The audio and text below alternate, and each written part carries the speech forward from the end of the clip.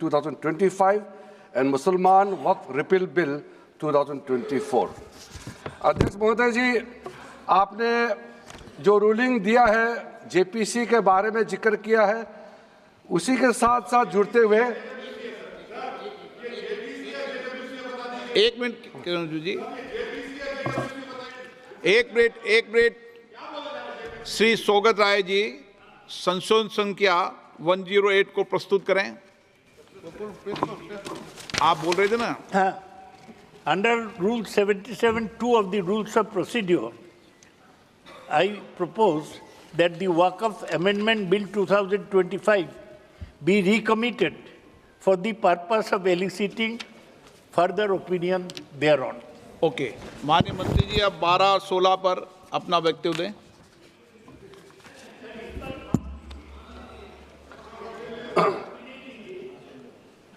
आपका जो जब मैं ओपनिंग करूंगा उसका भी जवाब आएगा और बाकी अमेंडमेंट तो आखिरी में आता ही है।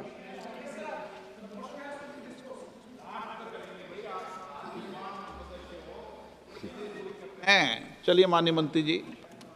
माननीय अध्यक्ष महोदय, हम सबको बहुत डिटेल में जाने का भी आवश्यकता नहीं है। कमेटी के बारे में उसका जिक्र काफ़ी हो चुके हैं, लेकिन मैं इतना कहना चाहता हूं कि जो कमेटी इस बार दोनों सदन लोकसभा राज्यसभा मिला करके ज्वाइंट कमेटी में वक्फ अमेंडमेंट बिल पे जो चर्चा हुई है, आज तक भारत के संसदीय इतिहास में इतना व्यापक रूप से चर्चा, कंसल्टेशन और समय कभी नहीं दिया है।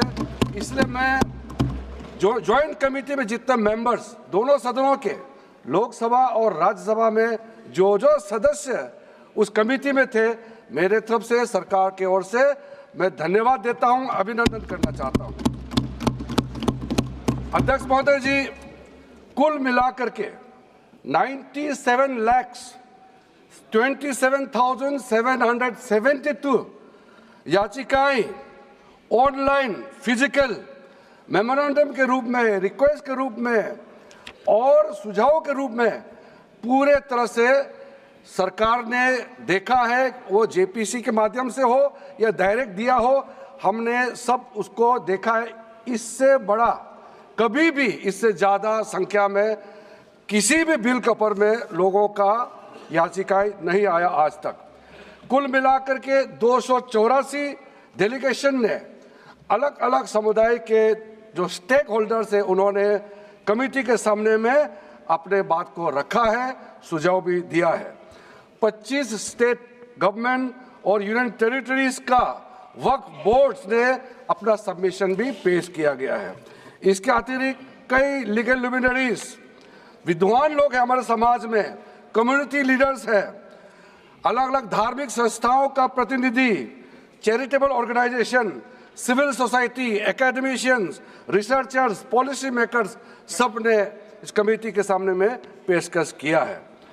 उसके साथ साथ मैं कहना चाहता हूं सर, आज जब मैं जो बात रखूंगा आपके सामने में, पिछली बार जब हमने ये प्रस्तुत किए थे बिल को इस सदन में, तब भी मैंने कई बातें बताई थी। आज मैं उसको नहीं दोहराते हुए कुछ बातें मैं जोड़ूंगा और मुझे अपना बात रखने के बाद सिर्फ उम्मीद ही नहीं, पूरा यकीन है कि जो लोग इस बिल को विरोध कर रहे थे, वो हृदय में भी बदलाव होगा। पॉजिटिव सोच के साथ इस बिल में सब समर्थन करेंगे, ये मैं विश्वास के साथ आगे अपना बात रखना चाहता हूं। क्योंकि मैं पॉजिटिव नोट से बात रखना चाहता हूं, तो इसलिए एक मेरे जो मन की बात है मैं कहना चाहता हूं, तो इससे अच्छा संदेश जाए। किसी की बात कोई, अध्यक्ष महोदय, किसी की बात कोई बदगुमान ना समझे, इस जमीन का दर्द कभी आसमान ना समझेगा। ये मैं दिल से कह रहा हूं, क्योंकि अच्छा सोच के साथ, बड़ा दिल के साथ, खुले मन से मैं ये प्रस्ताव आपके सामने में पेश कर रहा हूं। सर, कई लोगों ने अपने अपने तरीके से बातें रखी हैं। किसी ने कहा ये प्रावधान अनकॉन्स्टिट्यूशनल है, गैर संवैधानिक है। किसी ने कहा ये इलीगल है, अनलॉफुल है। सर, ये बिल जो हम लोग जिक्र कर रहे हैं कोई नया विषय नहीं है। आज़ादी से पहले ये बिल जब पहली बार मुसलमान वक्फ वैलिडेटिंग एक्ट पास किया गया था 1913 में, तब से इसका इतिहास शुरू होता है। उससे पहले प्रिवी काउंसिल ने 1894 में इनवैलिडेट किया था वक्फ अल औलाद को।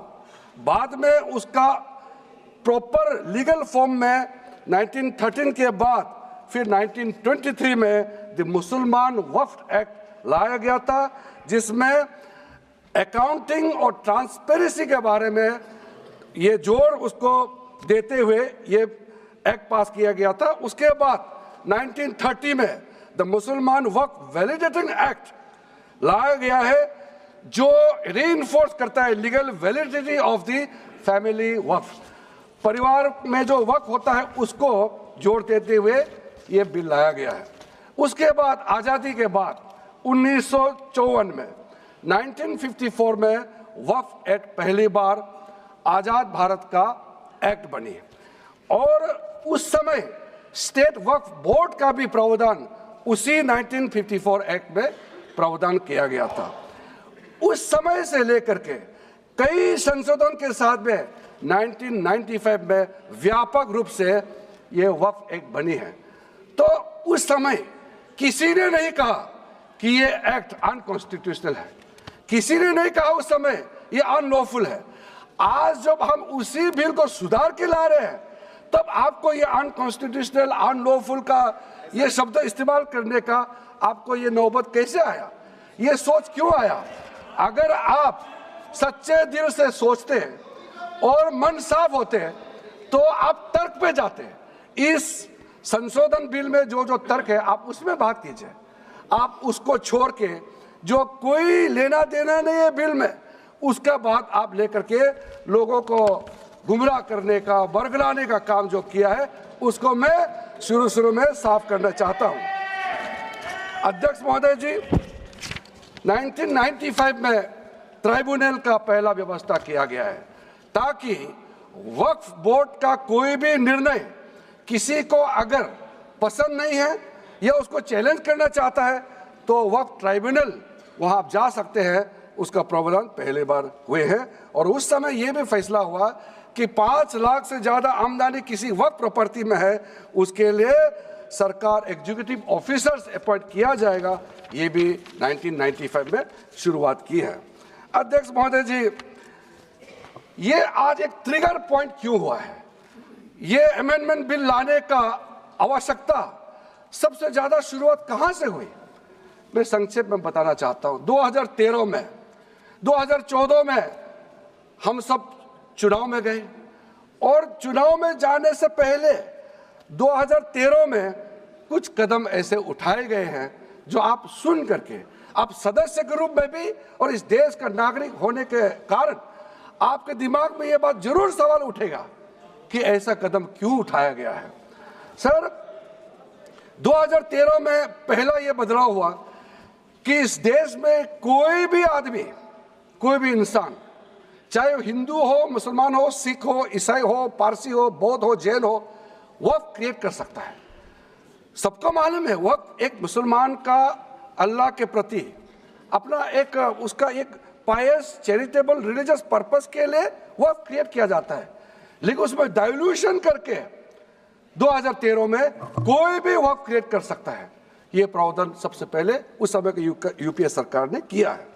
दूसरा, आपने सारा वक्फ को स्पेसिफिक कर दिया कि शिया बोर्ड में शिया ही रहेंगे, सुन्नी बोर्ड में सिर्फ सुन्नी ही रहेंगे, और कोई भी बोर्ड हो सिर्फ उनके लोग ही रहेंगे, बाकी कोई उसमें आ नहीं सकता है।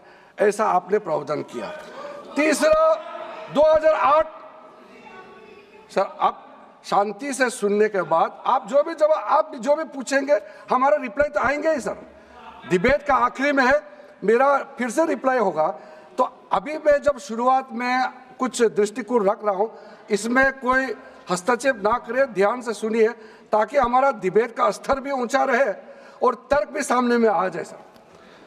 सर, एक प्रावधान आया सेक्शन 108, उस सेक्शन 108 में ये लिखा गया है कि वक्फ बोर्ड का जो प्रावधान है इस देश में कोई भी मौजूदा कानून के ऊपर में रहेगा, ओवरराइडिंग इफेक्ट रहेगा, ऐसा आपने कानून बनाया है।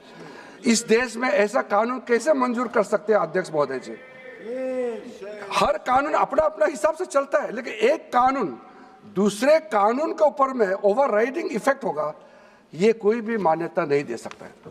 उसके बाद सर, मैं कुछ प्रोपोगेंडा साथ में जुड़े हुए हैं। उससे पहले जो 2013 में मुझे भी बहुत ताज्जुब हुआ कि ये पास कैसे जबरदस्ती करवाया है। 2013 में वक्फ पे यूजर जो आपने प्रावधान डाला, उसके बाद 1970 से केस चल रहा था दिल्ली के अंदर में। दिल्ली के अंदर में हमारा सीजीओ कॉम्प्लेक्स है, पार्लियामेंट बिल्डिंग है, कई प्रॉपर्टीज है, और इसको वक्फ बोर्ड, दिल्ली वक्फ बोर्ड ने क्लेम किया कि ये वक्फ प्रॉपर्टीज है। उसके बाद ये केस चल रहा था अदालत में। उस समय यूपीए सरकार ने पूरा सारा जमीन को डी नोटिफाई करके वक्फ बोर्ड को दे दिया। 123 प्रॉपर्टी। अगर आज हम ये संशोधन लेके नहीं आते तो जिस सदन में हम बैठे हैं, ये पार्लियामेंट बिल्डिंग, इसको भी क्लेम किया जा रहा था।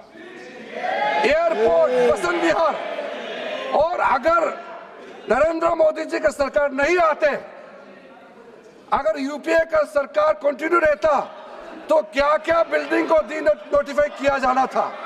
123 प्रॉपर्टी को तो डी नोटिफाई किया।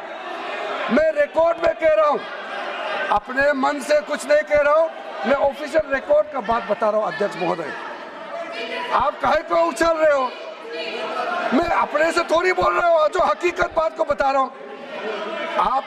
आप आराम से बैठ के सुनिए। आपके दल को और आपको सबको बोलने का मौका मिलेगा। माननीय मंत्री जी,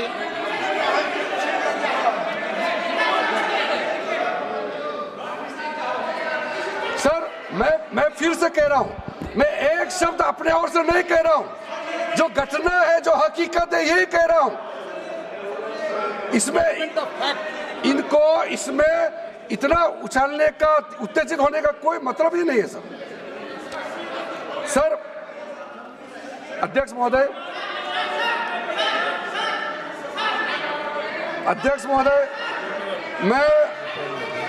मैं आपके माध्यम से सदन को कहना चाहता हूं कि जो संवैधानिक बात उठा करके लोगों को गुमराह करने का जो प्रयास किया जा रहा है, उसको भी देश के सामने में सही बात रखना बहुत ही जरूरी है। एक बात बार बार इन लोगों ने कहा गया है कि ये जो वक्फ अमेंडमेंट बिल है, ये आर्टिकल 25, आर्टिकल 26, आर्टिकल 30 का उल्लंघन करता है करके इन्होंने इल्जाम लगाया। पढ़ चुका हूं, आप पढ़ लो। कभी भी डिबेट के बीच में पॉइंट ऑफ ऑर्डर नहीं होता है। व्यवस्था दे दिए, आप उठाना कभी। माननीय मंत्री जी बोलिए। अध्यक्ष महोदय, दूसरा विषय इन्होंने समानता का बात उठाया। आर्टिकल 14 का इक्वालिटी को लेकर के उन्होंने सवाल उठाया, उसका भी मैं जवाब देना चाहता हूं। अध्यक्ष महोदय, ये कोई तरीका नहीं है। माननीय अध्यक्ष की व्यवस्था अंतिम व्यवस्था होती है। बोलिए मंत्री जी, आप बोलते जाओ। अध्यक्ष महोदय, क्योंकि मेरा कान खुला हुआ है तो ये डिस्टर्ब हो रहा है मुझे। मैं अभी ये पेन की बात करता हूं। अध्यक्ष महोदय, ये वक्फ बोर्ड का जो काम है, ये बेसिकली वक्फ प्रॉपर्टी को जो संभालने वाले मुतावली और जो वक्फ प्रॉपर्टी को व्यवस्था करते हैं, उसको संचालित करने के लिए ये गवर्नेंस का, सुपरविजन का एक प्रावधान है। किसी भी तरीके से वक्फ बोर्ड वक्फ प्रॉपर्टी को मैनेज नहीं करता है। वक्फ बोर्ड वक्फ प्रॉपर्टी मैनेजमेंट में हस्तक्षेप नहीं करता है। आप साफ साफ सुन लीजिए,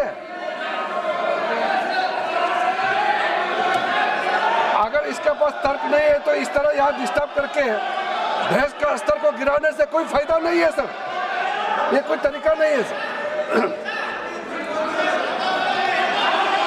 बोलते जाओ सर, वक्फ बोर्ड का क्रिएट करना, एक जो वाकिफ होता है, जो अपना विलिंगली वक्फ क्रिएट मैंने करता है। व्यवस्था दे दी है, आप जब समय हो तो बोले नो, प्लीज बैठिए, ये तरीका ठीक नहीं है आपका, बैठिए आप। नो, बैठिए माननीय मंत्री जी। सूची है 2013 की प्रॉपर्टी हाँ है मैं लाता निकाल बताना सूची मंगा के देते। कहते भी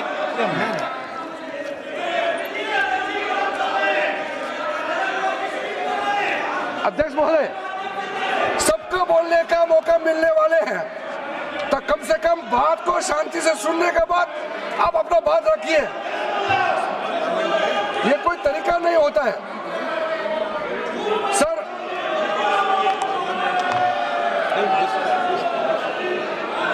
अध्यक्ष महोदय, ये जो उन्होंने गुमराह करने का कोशिश किया गया है, ये मैं कुछ केसेस आपको बताना चाहता हूं सर। आप देखिए आर्टिकल 25(1) क्या कहता है, संविधान का अनुच्छेद आर्टिकल 25(1) कहता है, subject to public order, morality and health, and to the other provisions of this part, all the persons are equally entitled to freedom of conscience and the right freely to profess, practice and propagate religion.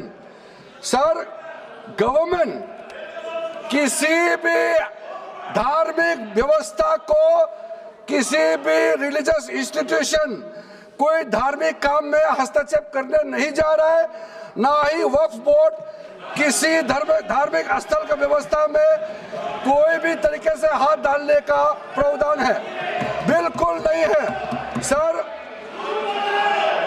आप अगर हम कोई नमाज, sir ये क्या झूठ बोल रहे हैं, ये कॉन्स्टिट्यूशन, हम कॉन्स्टिट्यूशन का प्रावधान पढ़ रहे हैं फिर भी झूठ बोल रहे हैं, ये कॉन्स्टिट्यूशन को नहीं मानते हैं सर। किसी मस्जिद का मैनेजमेंट को हम हस्तक्षेप करने का कोई इसमें प्रावधान नहीं लिया जा रहा है। एक मिनट माननीय सदस्य, आप भारत की संसद में बैठे हो, गरिमा मर्यादा बनाए रखो, बैठे बैठे टिप्पणी मत करो। हाँ, आपको जब मौका मिलेगा आप अपनी बात कहना, बैठे बैठे टिप्पणी नहीं कर सकते, ये संसद की मर्यादा नहीं है, ऐसे नहीं चलेगा सदन। सदन व्यवस्था नियम से चलेगा। किसी भी व्यक्ति को बैठे बैठे कोई भी सदस्य जो बोल रहा हो उसके बीच में टिप्पणी करने का अधिकार नहीं है। माननीय मंत्री जी। अध्यक्ष महोदय जी, ये वक्फ बोर्ड का जो प्रावधान किसी मस्जिद, किसी मंदिर, किसी धार्मिक स्थल का व्यवस्था का कोई लेना देना नहीं है, ये सिंपली एक प्रॉपर्टी का मैनेजमेंट का विषय है। ये कोई मुसलमान अपना ज़कात देता है, फितरा देता है, उसको हम पूछने वाला कौन होते हैं? ये आपका धार्मिक भावना से जुड़े हुए चीज है, उसमें सरकार का कोई लेना देना नहीं है। लेकिन ये वक्फ प्रॉपर्टी का मामला है, लेकिन वक्फ प्रॉपर्टी का मैनेजमेंट करता है, मुतवल्लिज करता है। ये आपको इतना बेसिक ये फर्क जो है अगर समझ में नहीं आते या जानबूझ करके आप नहीं समझना चाहते हैं तो मेरा पास इसका कोई इलाज नहीं है। अध्यक्ष महोदय जी, ये आपके माध्यम से मैं फिर से कहना चाहता हूं कि ये सर क्या ये ऐसा बहस नहीं होता है जी। आप लोग का तर्क रखने का समय में बोलिए, ये बीच में कमेंट पास करने से सर हमारा पॉइंट का फ्लो भी बिगड़ता है और आवाज भी ठीक नहीं हो, अब आवाज भी ठीक से नहीं जाएगा। आप क्या चीज को जवाब देंगे सर? इसमें मैं कई ऐसे केसेस है जिसको मैं रेफर कर सकता हूं, लेकिन सदन में 3 केसेस का मैं रेफर करूंगा तो दूध का दूध पानी का पानी हो जाएगा कि ये धार्मिक व्यवस्था से कोई लेना देना नहीं है। आपको मैं पहला एग्जांपल देना चाहता हूं, सैयद फजल पकुया Thangal versus union of India. इसमें क्या केरला हाईकोर्ट का फैसला है। केरला हाईकोर्ट ने कहा the Waqf board is a statutory body, pure and simple, it is not a representative body of the Muslim community. यह हाईकोर्ट का ऑर्डर है। उसके बाद इलाहाबाद हाईकोर्ट का ऑर्डर भी सुन लीजिए, हाफिज मोहम्मद जफर अहमद वर्सेस यूपी सेंट्रल सुन्नी बोर्ड ऑफ वक्फ का जजमेंट सुन लीजिए। A mutawalli's right is purely a right of management of the property and is not a proprietary right. The duties of a mutawalli are purely of a secular character. His duties are not of a religious character. इतना clear cut ruling है। तीसरा, तिलकायत श्री गोविंद लाल जी महाराज versus state of Rajasthan. इसमें high court ने क्या कहा, supreme court ने क्या कहा, right to manage the properties of the temple. अब देखिए मंदिर का भी इसमें एग्जांपल लिया गया है। Right to manage the properties of the temple is purely a secular matter and can not be regarded as a religious practice. Properties of temple, temple नहीं, टेम्पल का जो प्रॉपर्टी है। उसी प्रकार से आप बार बार कहना कि मुसलमानों का अधिकार में गैर मुसलमान कैसे आ रहा है, ये तर्क ही नहीं बनता है। आप ये आज से ये बात बोलने के लिए बंद कीजिए। सर 2013 में जो काम किए गए हैं उसमें मैं एक चीज जिक्र करना चाहता हूं। इलेक्शन आने वाला था, बहुत ही कम दिन बच गए थे, इलेक्शन कोड ऑफ कॉन्डक्ट लगने ही वाला था। हम सबको मालूम है अप्रैल और मई में चुनाव हुआ था। 5 मार्च 2014 को उस समय का यूपीए सरकार ने 123 प्राइम प्रॉपर्टीज को जो housing and urban development ministry का तहत आता है उसको आपने दिल्ली वक्फ बोर्ड को ट्रांसफर कर दिया। क्या जरूरत था? कुछ दिन बाकी था चुनाव होने के लिए, आप इंतजार तो करते। आपने सोचा ये करके वोट मिलेंगे, लेकिन आप तो चुनाव तो हार गए, तो फायदा क्या हुआ? ऐसा काम करने से वोट नहीं मिलता है। इसलिए लोग इंटेलिजेंट है, हमारे देश के लोग समझदार है, इसलिए वोट बैंक का राजनीति के बिना हम अच्छे सोच के साथ में आज इस सदन में फिर से आए हैं। कुछ एनोमलीज है इस बिल में, तो इसको बदलना जरूरी था। मैंने एक पहले भी इसका जिक्र किया था कि आपने कहा कोई भी हिंदुस्तानी, कोई भी भारतीय वक्फ क्रिएट कर सकता है। वो 95 में ऐसा नहीं था, आपने 13 में बदलाव किया, उसको हमने फिर से 1995 का प्रावधान को फिर से रिवाइव करते हुए ये हमने जोड़ा है कि वक्फ वही क्रिएट कर सकता है जो मिनिमम 5 साल इस्लाम को प्रैक्टिस करता है। बहुत साफ साफ शब्दों में प्रावधान रखा है। सर, जो वक्फ बोर्ड बने हैं हम उसको बहुत ही सेकुलर इंक्लूसिव बनाना चाहते हैं। आपका पुराना प्रावधान को हटा करके अब हमने कहा है कि वक्फ बोर्ड में शिया भी रहेंगे, सुन्नी भी रहेंगे, बोहरास भी रहेंगे, आगा खानिस भी रहेंगे, मुसलमानों में जो बैकवर्ड है, पिछड़े लोग हैं वो भी रहेंगे, और साथ साथ में महिला भी रहेंगे और एक्सपर्ट नॉन मुस्लिम भी रहने का प्रावधान रखा गया है। सब स्वागत करना चाहिए, इसको किसी को आपत्ति होने का कोई जरूरत नहीं है। उसके बाद सर मैं थोड़ा सा इसको विस्तार करके बताना चाहता हूँ। मेरा ही खुद का एग्जाम्पल मैं देता हूँ। मान लो मैं मुस्लिम नहीं हूँ, लेकिन मैं माइनॉरिटी अफेयर्स मिनिस्टर हूँ, तो मैं सेंट्रल वक्फ काउंसिल का चेयरमैन होता है। तो मेरे होने के बावजूद उसके बाद टोटल 4 नॉन मुस्लिम हो सकता है वक्फ बोर्ड वक्फ काउंसिल में मेंबर, और उसमें उसमें मैक्सिमम 4 नॉन मुस्लिम के साथ साथ में 2 महिला कंपलसरी है, 2 महिला होना ही चाहिए सर। उसके बाद सर स्टेट अभी आप पूरा वक्फ बोर्ड देख लीजिए, महिला कहाँ है? महिला को भी रखा ही नहीं है, वो सिर्फ बातें करते हैं सर। 22 सर मैं स्पेसिफिक बताना चाहता हूं, सेंट्रल वक्फ काउंसिल में टोटल 22 मेंबर्स में 4 नॉन मुस्लिम से ज्यादा मेंबर नहीं हो सकते हैं। एक्स ऑफिशियो के पद को मिला करके 3 मेंबर ऑफ पार्लियामेंट होगा। मेंबर ऑफ पार्लियामेंट तो किसी धर्म का हो सकता है। जब इलेक्शन करते हैं तो कोई भी धर्म का मेंबर ऑफ पार्लियामेंट या एमएलए बन सकते हैं सर। 10 मेंबर मुस्लिम कम्युनिटी से होगा, 2 फॉर्मर जजेस होंगे सुप्रीम कोर्ट और हाई कोर्ट के, 1 advocate of national eminence member रहेंगे, 4 persons of national eminence from various field. ये तो कई कमिटियों ने इसको सिफारिश किया है। और एडिशनल सेक्रेटरी या joint secretary to the government of India उसमें रहेंगे।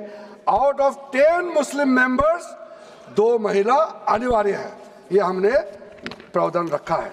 और स्टेट बोर्ड में आउट ऑफ 11 मेंबर्स 3 से ज्यादा नॉन मुस्लिम नहीं हो सकता है। एक्स ऑफिशियो को मिलाकर के 1 chairperson, 1 MP, 1 MLA, 4 members from Muslim community, 2 members with professional experience, 1 member of Bar Council and Joint Secretary to the state government dealing with work matters. Out of 4 Muslim members, 2 shall be women. ये हमने रखा है ताकि हमारे बहनों को किसी तरीके से दरकिनार नहीं कर सके। वक्फ एक्ट सर हमने जो नया प्रावधान रखा है उसमें जितना भी जो आर्बिट्रेरी प्रोविजन जो जरूरी नहीं था उसको हमने सामान्य रूप से देश में और जितना कानून है उसको मिलाते हुए मुख्य रूप से ट्रांसपेरेंसी इन वक्फ मैनेजमेंट, सर्वे को अपडेट करने के लिए जो पहले इनसफिशिएंट प्रोविजन था इसमें वक्फ लैंड रिकॉर्ड्स वगैरह में महिलाओं का इनहेरिटेंस राइट्स, बच्चों का राइट और साथ साथ में कई हजारों केसेस पेंडिंग है ट्राइब्यूनल और कोर्ट्स में, उसको सेटल करने के लिए जो आज लगभग 10,000 से भी ज्यादा केसेस जो पेंडिंग था और कुछ सालों के अंदर में 13 से 30,000 केसेस पेंडिंग हो चुके हैं, उसको सरलता से सुलह करने के लिए हमने रास्ता खोजा है। एक चीज बार बार आप लोग कहते हैं, हमारे पक्ष के लोग हो या उस साइड के पक्ष के लोग हो या जो सदन से बाहर है, वो एक वक्तव्य देते रहते हैं, मैं उसको सुधारना चाहता हूँ। ये कहते हैं कि हमारा देश में लैंड बैंक जो है वक्फ बोर्ड के पास 3rd लार्जेस्ट है।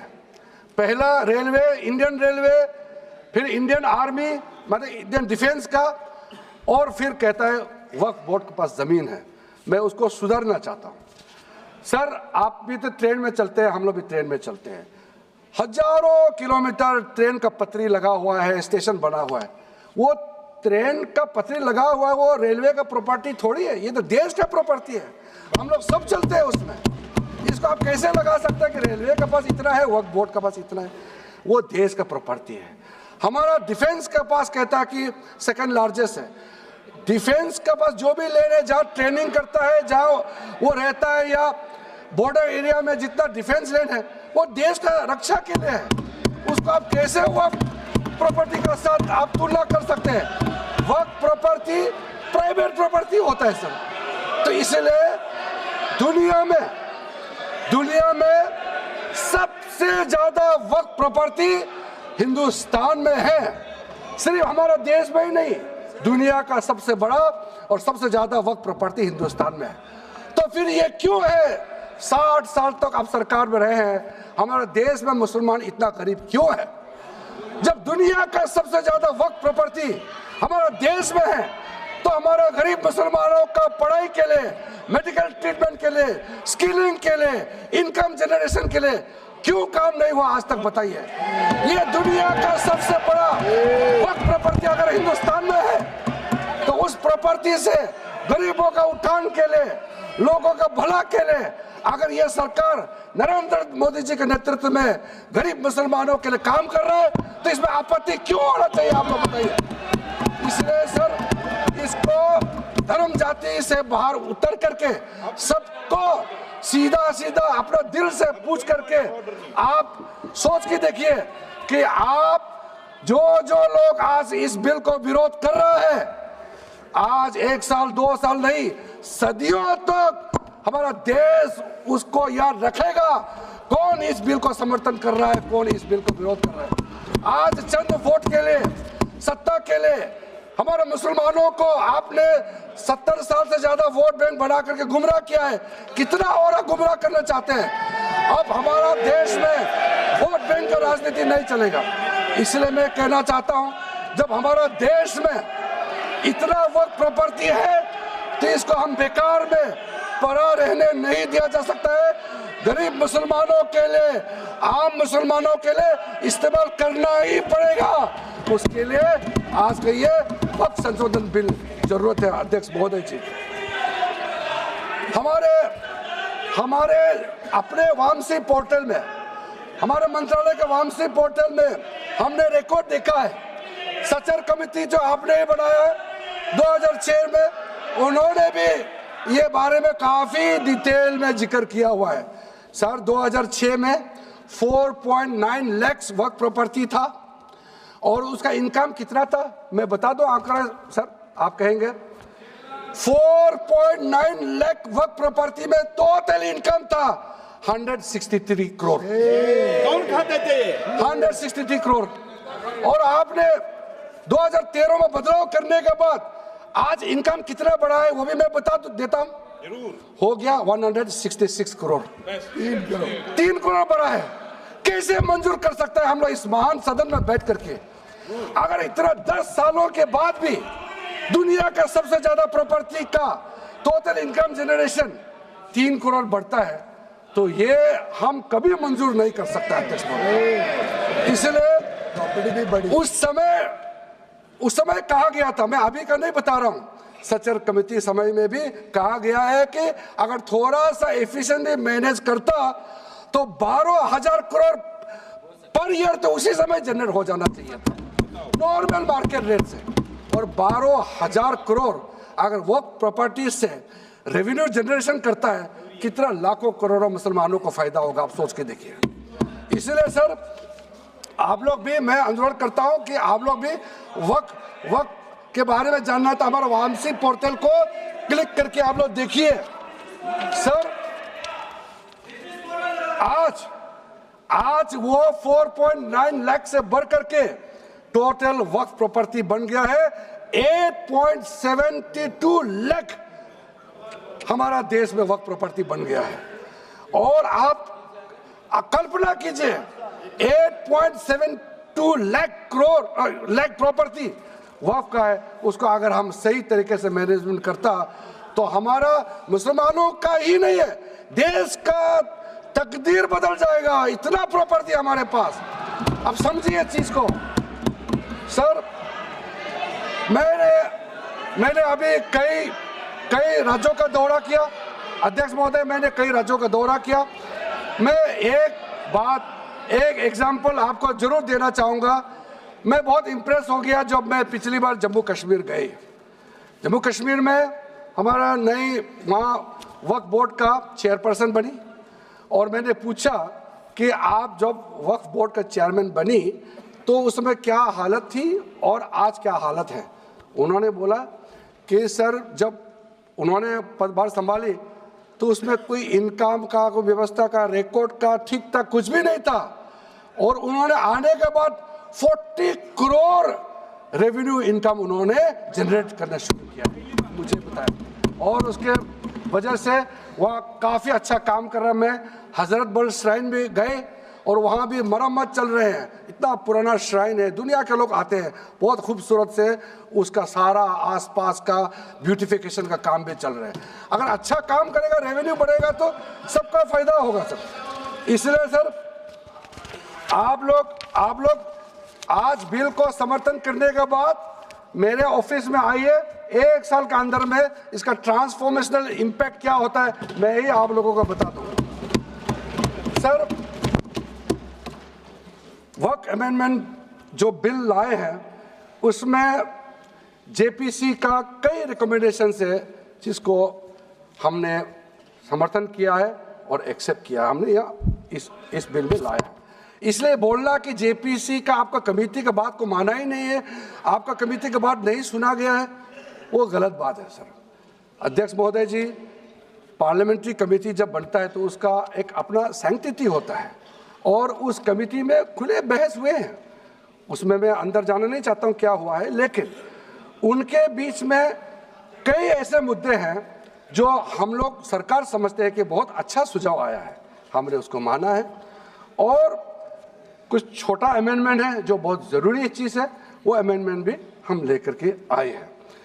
इसके बाद जो पूरा ये सारा व्यवस्था देखने के बाद सबके मन में उम्मीद जागेगा। उम्मीद इसलिए जागेगा कि एक नए सवेरा आने वाला है, इसलिए नए एक्ट का नाम भी उम्मीद हो गया है। तो उम्मीद क्यों हुआ है सर, मैं आपको बताना चाहता हूँ। ये जो unified Waqf management, empowerment, efficiency and development, full form उम्मीद है, इसका रखने का पीछे कारण है सर। ये उम्मीद क्यों है, अब ये यूनिफाइड वक्फ मैनेजमेंट पूरा रजिस्ट्रेशन से लेकर के म्यूटेशन, इंक्रोचमेंट का विषय, सर्वे, कलेक्टर का रोल, सारा विषय को मिला करके मैनेजमेंट का पूरा सिस्टम को ही बदलने के लिए हमने काम शुरू किया है। उसके बाद एम्पावरमेंट, कैसा एम्पावरमेंट होने वाला है, मैंने पहले भी जिक्र किया, मुसलमानों में भी जो शियास हैं, सुन्नीस हैं, बोरास, आकाकानीस, पसमानदा मुस्लिम्स है जिसको बैकवर्ड माना जाता है, और विशेष करके महिलाएं और बच्चों के लिए जो हमने प्रावधान रखा है, तो ये मुसलमान का कम्युनिटी के अंदर में इतना जोरदार स्वागत हो रहा है। अध्यक्ष महोदय, यहाँ में कुछ मेंबर विरोध जरूर कर रहे हैं, लेकिन मैं कुछ मेंबर को मेरे घर में मैं न्योता देना चाहता हूँ, और जो मुस्लिम डेलीगेशन मेरे घर में आ रहे हैं, स्वागत कर रहे हैं इस बिल को, उसका भी नज़ारा आप लोग देख लीजिए, आपका सोच बदल जाएगा। आपको नहीं मालूम मुसलमानों में कितना भयंकर समर्थन कर रहा है इस बिल को लेकर के, आप लोग को मालूम ही नहीं है।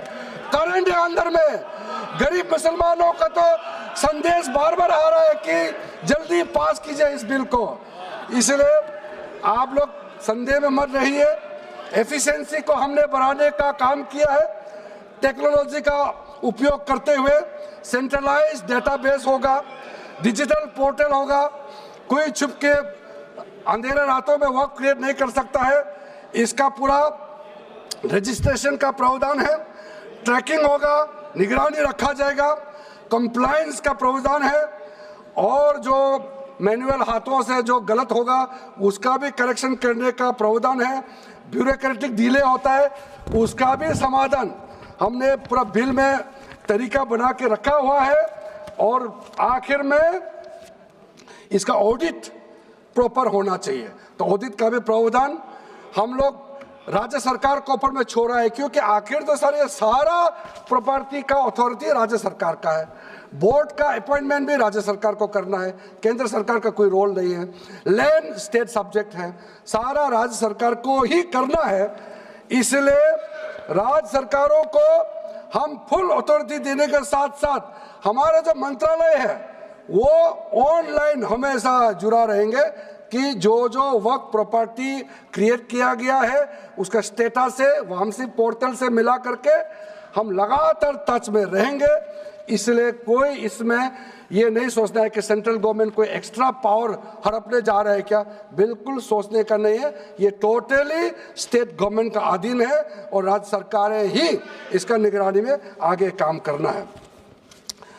उसके बाद सर जो पर्पस के लिए वक्फ क्रिएट किया जाता है। बेसिकली 3 पर्पस होता है, रिलीजियस, चैरिटेबल एंड पायस। उसका हो रहा है कि नहीं हो रहा है, और इनकम जनरेशन खास करके जो वेलफेयर काम है उसका हो रहा है कि नहीं हो रहा है, इसका भी इफेक्टिव गवर्नेंस का प्रावधान हमने रखा हुआ है। और साथ साथ सर, मैं आपको इस उम्मीद के साथ साथ ये कहना चाहता हूं कि जो रिफॉर्म्स हमने जो लाए हैं, और साथ साथ में जो प्रावधान कुछ बदलाव हमने आपको बहुत शॉर्ट में बताया, क्योंकि डिटेल में तो मैं रिप्लाई तो करूंगा ही, इसमें अगर आपको लगता है कि हमको अगर इनकम जनरेशन करने के लिए, वक्त प्रॉपर्टी को बेहतर इस्तेमाल करने के लिए क्या करना चाहिए, जब हम इसका सबऑर्डिनेट लेजिस्लेशन के माध्यम से रूल्स बनाएंगे, आपका सुझाव हम खुले दिल से स्वागत करेंगे। क्योंकि आखिर तो प्रॉपर्टी देश का है, किसी का भी हो, उसको अगर अच्छा से चलाना है तो आप सुझाव देंगे तो हम तो पूरा वेलकम करेंगे उसमें। इसलिए आज मैं मेंबरों के साथ साथ जो कई दरगाह है, कई मस्जिद के इमाम है, कई लोग जो मुझे मिले, उन्होंने भी बहुत अच्छा सुझाव दिया है। उसको डिटेल में मैं यहाँ कहना नहीं चाहता हूँ, लेकिन हम रिकॉर्ड में रखा है, कई अच्छे अच्छे सुझाव हमारे पास आए हैं, वो भी हमने नोट करके रखा है। एक इम्पोर्टेंट पॉइंट को मैं अब आपके सामने में रखना चाहता हूँ।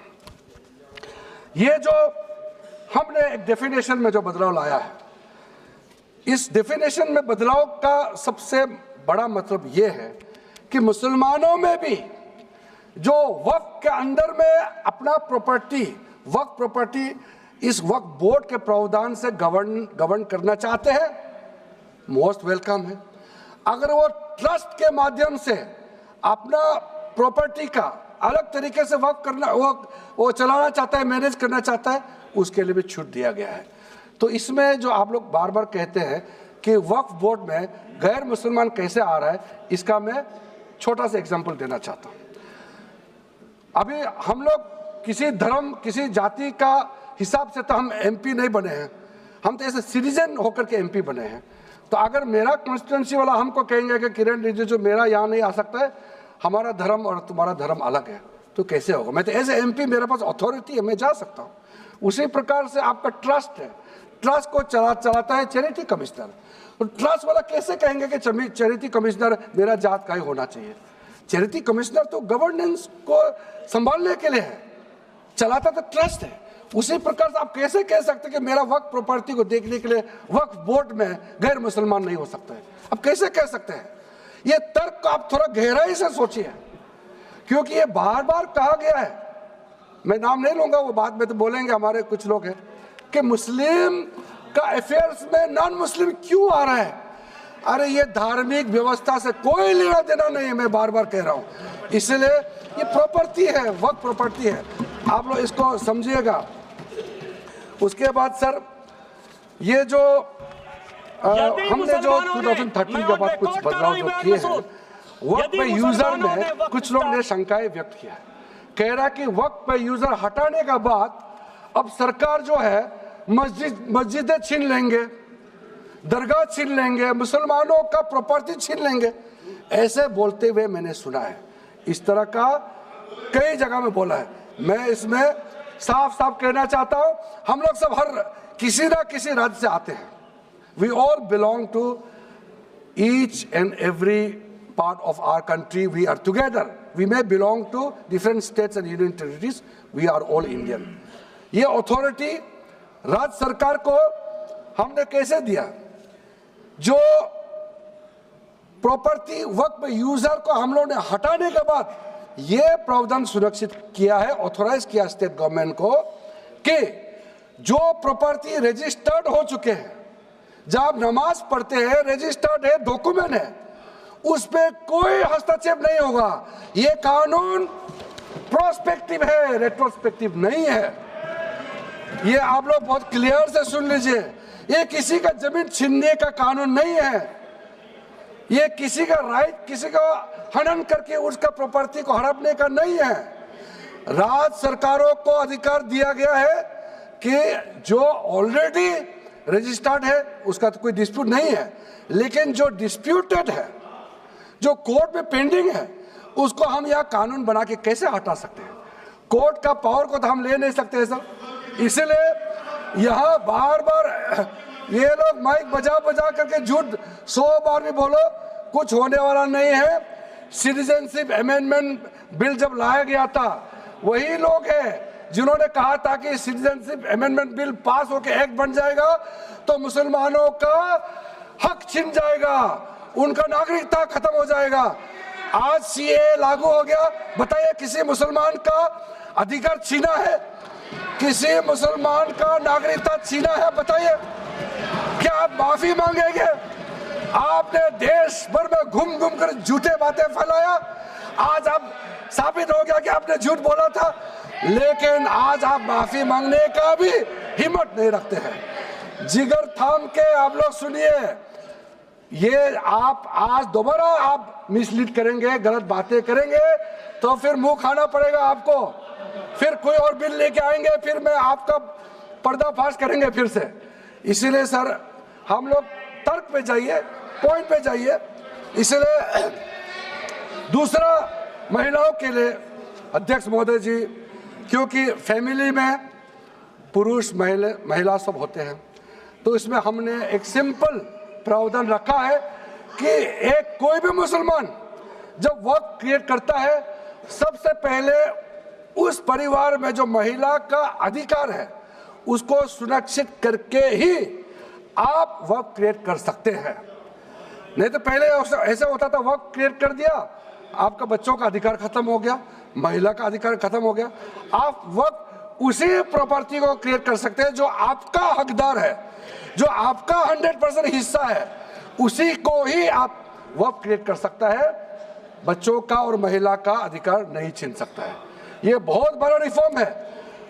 मुसलमानों में अगर वो चाहते हैं कि महिला आगे ना बढ़े तो ये लोग इसको विरोध करेंगे, लेकिन जो थोड़ा प्रोग्रेसिव सोचने वाले, जो थोड़ा बारीकी से अगर सोचेंगे तो कितना गलत बात है कि समाज में महिलाओं को दबाने का काम करते हैं और यहाँ जोर जोर से बोलते हैं।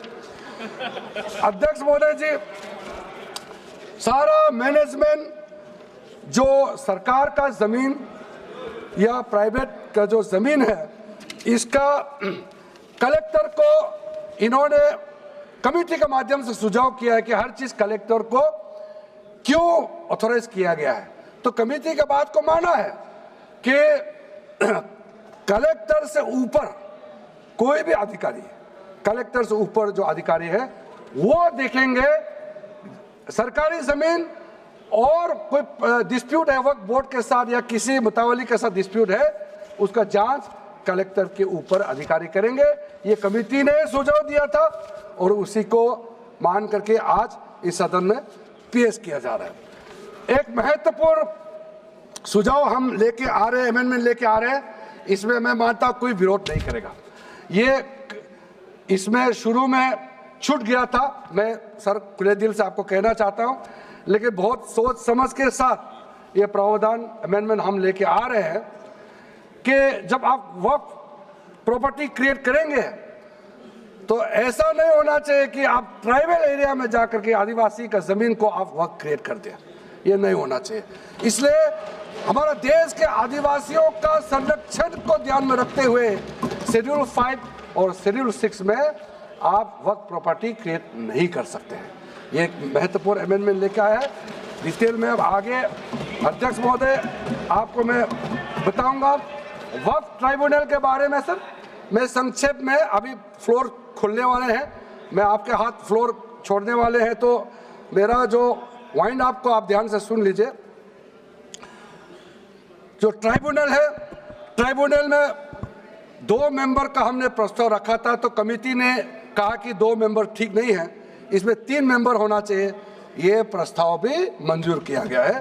तो वक्फ ट्राइब्यूनल में 3 मेंबर होगा फिक्स टेन्योर का साथ, और उसमें आज टोटल लिटिगेंस 14,417 केसेस है। आप सोच के देखिए, तो ट्राइब्यूनल में जल्दी जल्दी केस डिस्पोज हो, 3 मेंबर्स का ट्राइब्यूनल बनाया गया है। उसके बाद में उसका टेन्योर को फिक्स किया गया है। उसके बाद में जो एक बहुत बहुत स्ट्रिंजेंट प्रोविजन था पहले, ऑटोमेटिक अपील करने का राइट नहीं था, स्पेशल रिव्यू पिटीशन ही कर सकते थे ट्राइब्यूनल के ऑर्डर के बाद। तो आज हमने एक अच्छा सोच के साथ खुला मन से ये कहा है कि अब अगर आप वक्फ बोर्ड का निर्णय से खुश नहीं है, वक्फ ट्राइब्यूनल का निर्णय से खुश नहीं है, तो आप अदालत जा सकते हैं। ये रास्ता भी हमने खोल दिया है। उसके बाद सर कंट्रीब्यूशन, एनुअल कंट्रीब्यूशन, ये भी आपका ही सुझाव था कमेटी वालों का कि जो कंट्रीब्यूशन देते हैं वक्फ बोर्ड मुतावली जो देते हैं उसको घटाना चाहिए, तो उसको 7% से 5% घटा दिया है ताकि ज़्यादा पैसा आप चैरिटेबल पर्पस के लिए खर्चा कर सके। तो अच्छा जो प्रॉपर्टी मैनेज करता है वो तो सरकार को शाबाशी देंगे। उसके बाद एक बहुत ही महत्वपूर्ण प्रावधान है जो हमको रखना पड़ा, आपने लॉ ऑफ लिमिटेशन को इस वक्फ बोर्ड का प्रावधान से हटा दिया था, इसको हमने लगाया है। तो अब तो मालूम है the limitation act of 1963 will now apply to the work property claims from the date of commencement of this act, aiming to reduce prolonged litigation। ये बहुत बड़ा मैं मानता हूँ एक कदम उठाया है। और जो सेक्शन 40 सबसे ड्रैकोनियन प्रोविजन इस एक्ट में था तो सेक्शन 40 था। सेक्शन 40 के तहत वक्फ बोर्ड, आप लोग बार बार कहते ना ये ऐसा नहीं है, ऐसा ही है। सेक्शन 40 में किसी भी जमीन को आप वक्फ प्रॉपर्टी डिक्लेयर कर देता था, वो प्रॉपर्टी को हमने हटा दिया है। वो कोई भी जमीन को वक्फ प्रॉपर्टी डिक्लेयर करके फिर किसी गरीब के लिए नहीं करना है।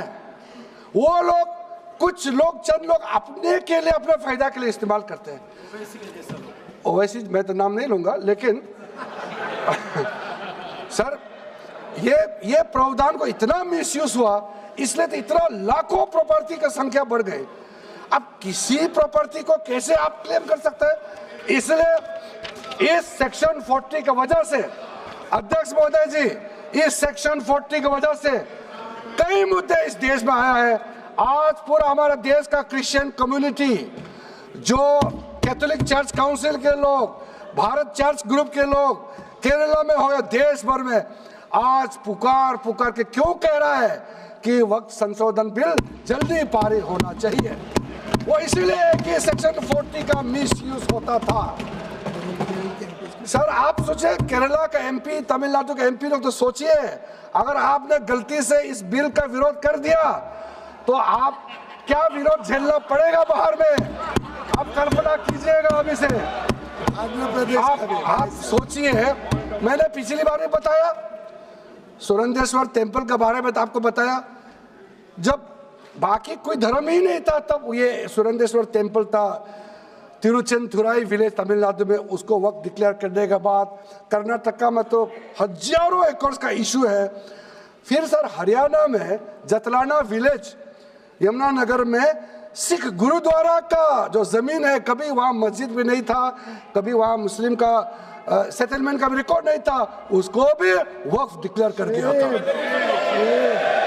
उसी प्रकार से केरला का मुनम्बम का जो इशू है वो तो अभी सब जान ही रहा है कि 600 क्रिश्चियन फैमिलीज का जो जमीन को वक्फ बोर्ड ने वक्फ डिक्लेयर कर दिया है, चर्च का भी कर दिया, और आगे जाने का रास्ता भी बंद कर दिया था। अगर हम ये बिल पारित कर दिया, उसका अपना जमीन वापस मिल जाएंगे गरीबों का, किसानों का। ऐसा चीजों में आप लोग समर्थन करना चाहिए। मैं तो मानता हूं कि अभी भी देर नहीं हुआ, अभी भी आप जिद पे राजनीतिकरण करके आप अड़े रहे, आप मुश्किल में फंसने वाले हैं। विशेष करके हमारे कांग्रेस वालों को मैं कहना चाहता हूं, और बाकी हमारे साथी दल है, कांग्रेस के झांसे में ना आए, आपको भी डुबा देंगे ये लोग। इस बिल को विरोध करके बहुत बड़ा नुकसान होने वाला है। आप ध्यान से सुनिए अध्यक्ष महोदय। इसलिए अंत में सर, क्योंकि मैंने कहा है कि मैं आखिरी में जवाब दूंगा, तो हम लोग आगे भी इस पार्लियामेंट को भी वक्त डिक्लेयर ना कर दे, हम लोग आराम से भविष्य के लिए और अच्छा काम करें। मैंने पॉजिटिव बात में अपना बात को रखा है। अंत में मैं अपील करके अपना बात को समाप्त करना चाहता हूं। इसी लाइन के साथ मेरी हिम्मत को तो सराहो। देखिए मैं कितना हिम्मत के साथ बोल रहा हूं। मेरे हिम्मत को तो सराहो, मेरे हमराही बनो। मैंने एक शम्मा जलाई है हवाओं के खिलाफ। आप लोग जब इस बिल को समर्थन करेंगे, मैं हमारे वरिष्ठ नेता सब सदन में बैठे हम लोग सुन रहे हैं, मैं अपने आप को बहुत भाग्यवान मानता हूं। मैं भाग्यशाली हूं। प्रधानमंत्री नरेंद्र मोदी